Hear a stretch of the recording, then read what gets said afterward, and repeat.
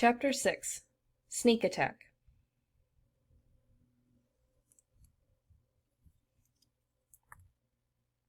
From then on, I took a special interest in Japan. I read everything I could find about it, including articles in newspapers and the few magazines in our school library. To my dismay, things in the island nation began to change in an unexpected way. Their military leader had decided not to rely on help from the rest of the world. They would go to war to get all those things that they needed. They were great warriors, those Japanese, and had been for hundreds of years. In the past, no enemies had ever been able to invade their sacred islands. Now, though, their interest was not in defense. They built up a big army and a navy and attacked other countries around them. Soon, they had defeated the Chinese and taken over many other islands in the Pacific Ocean.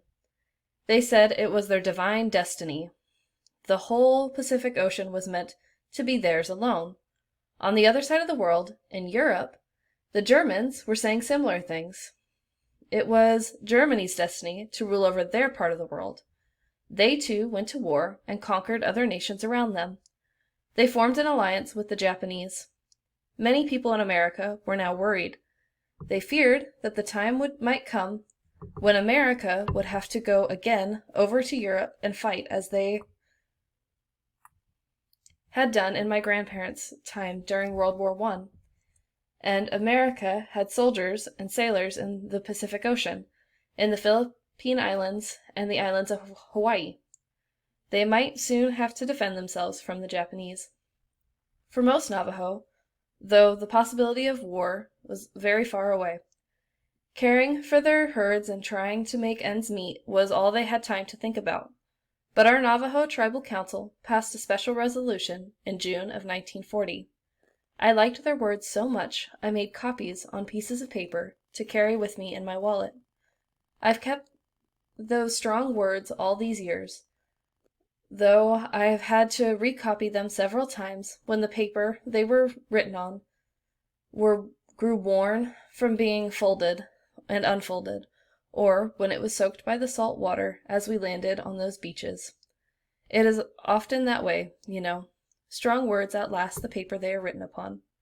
Here is what our tribal council said. Whereas the Navajo Tribal Council and the 50,000 people we represent cannot fail to recognize the crisis now facing the world and the threat of foreign invasion and destruction of the great liberties and benefits which we enjoy on the reservation, and whereas there exists no purer concentration of Americanism than among the first Americans, and whereas it has become common practice to attempt national destruction through sowing the seeds of treachery among minority groups such as ours, and whereas we hereby serve notice that any un-American movement among our people will be resented and dealt with severely, and now, therefore, we resolved that the Navajo Indians stand ready, as they did in 1918, to aid and defend our government and its institutions against all subversions and armed conflict, and pledge our loyalty to the system which recognizes minority rights and a way of life that has placed us among the greatest people of our race. If our help was needed, the Navajos would be ready.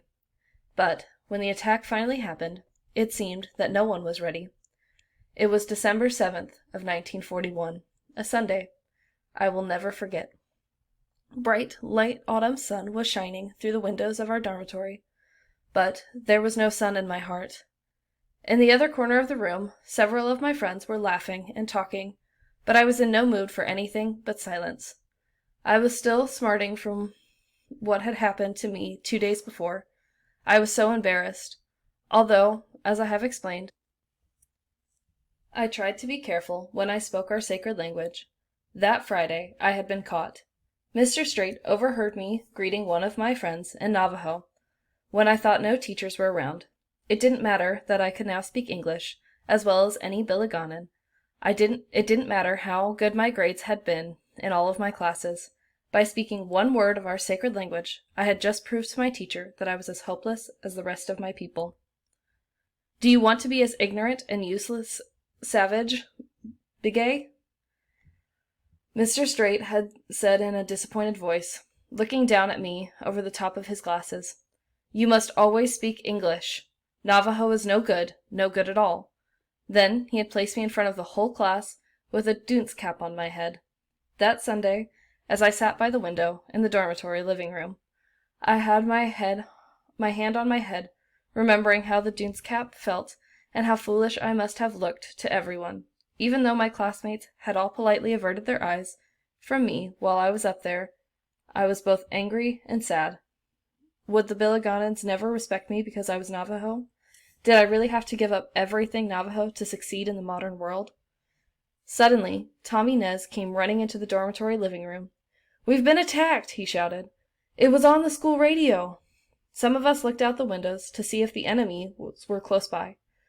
All that we saw were the familiar hills and the dusting of snow that had fallen the night before. We left the dorm and went running to the main school building, where the radio was located. Mr. Straight was at the front door. "Come with me," Mr. Straight said. His voice was tight and nervous. He led us all to the hall outside the main office to listen to the radio. It told a terrible story. The Japanese had attacked the United States at a place called Pearl Harbor.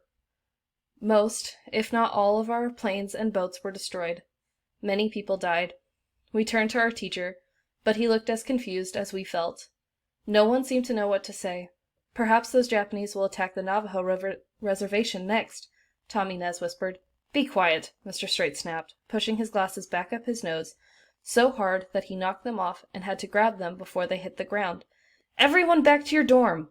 We did as he said, but nothing was the same anymore. Your whole world had changed. What was going to happen now?